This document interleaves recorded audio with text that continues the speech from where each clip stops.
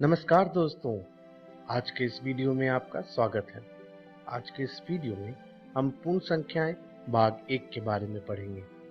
आज के इस वीडियो में हम सबसे पहले प्राकृत संख्याओं के बारे में पढ़ेंगे।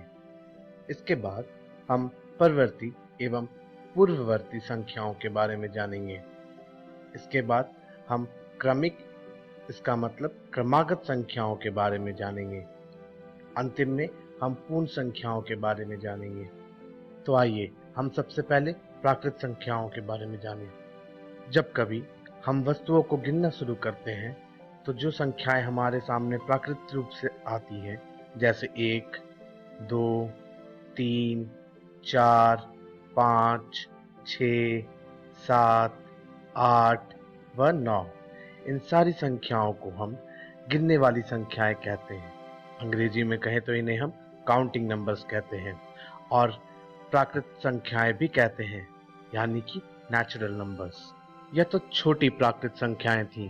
जब कभी किसी प्रदेश में रहने वाले व्यक्तियों की गिनती करते हैं तब हम कुछ बड़ी प्राकृत संख्याओं का प्रयोग करते हैं, और जब हम अपने ब्रह्मांड में तारों की गिनती करते हैं तो हम और भी बड़ी प्राकृत संख्याओं का प्रयोग करते हैं। प्राकृत संख्याओं की सूची में जो सबसे पहली संख्या होती है वह होती है 1, और यही संख्या सबसे छोटी भी होती है। इसलिए जब कभी प्राकृत संख्याओं की सबसे छोटी संख्या के बारे में पूछा जाए तो आप कह सकते हैं कि वह 1 है। प्राकृत संख्याओं को हम अंग्रेजी में नेचुरल नंबर्स कहते हैं। इसलिए प्राकृत संख्याओं को दर्शाने के लिए हम नेचुरल शब्द के अंग्रेजी के पहले अक्षर n से दर्शाते हैं। आइए अब हम परवर्ती एवं पूर्ववर्ती संख्याओं के बारे में जानें। जैसे यहाँ मेरे पास 2 सेब हैं, मैंने कहीं से एक और सेब ले लिया, तो अब बताइए मेरे पास कुल कितने सेब हो गए? जी हाँ, 3 सेब। तो 3 2 के बाद आता है, इसलिए 3 2 का परवर्ती संख्या है। इसी प्रकार अगर मेरे पास 5 सेब हैं और मैंने एक सेब और कहीं से ले लिया तो मेरे पास कुल 6 सेब हो गए। तो हम कह सकते हैं 6 5 के बाद आता है, इसलिए 6 5 का परवर्ती संख्या है। इतने सेब खाकर तो मेरे पेट भर गए, अब मैं कुछ आपको भी दूं। तो यह 12 सेब आपके लिए।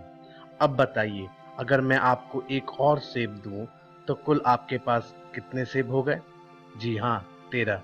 इसलिए 13 12 के बाद आता है, तो हम कह सकते हैं कि 13 12 का परवर्ती संख्या है। आइए अब पूर्ववर्ती संख्याओं के बारे में जानें। पूर्ववर्ती संख्याएं परवर्ती संख्याओं के ठीक उल्टे होते हैं। जिस प्रकार हम परवर्ती संख्याओं को ढूंढने के लिए 1 जोड़ रहे थे, ठीक उसी प्रकार पूर्ववर्ती संख्या जानने के लिए हम 1 घटाएंगे। जैसे 2 में हमने 1 जोड़ 3 खोजा था, उसी प्रकार 3 में से अगर मैं 1 सेब ले लूं तो बताइए 2 सेब बचे ना? तो 2 हमारा क्या हुआ? 3 का पूर्ववर्ती संख्या। मैंने बाजार से खूब सारे सेब लाए थे। अगर मेरे पास 16 सेब हैं और मैं आपको 1 दे दूं तो बताइए मेरे पास कितने सेब बचे? जी हाँ, 15 सेब, यानी कि 15 16 का पूर्ववर्ती संख्या होता है। आइए अब हम क्रमिक यानी कि क्रमागत संख्याओं के बारे में जानें। अगर मेरे पास 2 सेब हैं और मुझे कहीं से एक और सेब मिल जाता है तो मेरे पास कितने सेब हो गए? 3। और अगर 3 हैं और मुझे एक और सेब मिल जाए तो मेरे पास कितने हो गए? 4।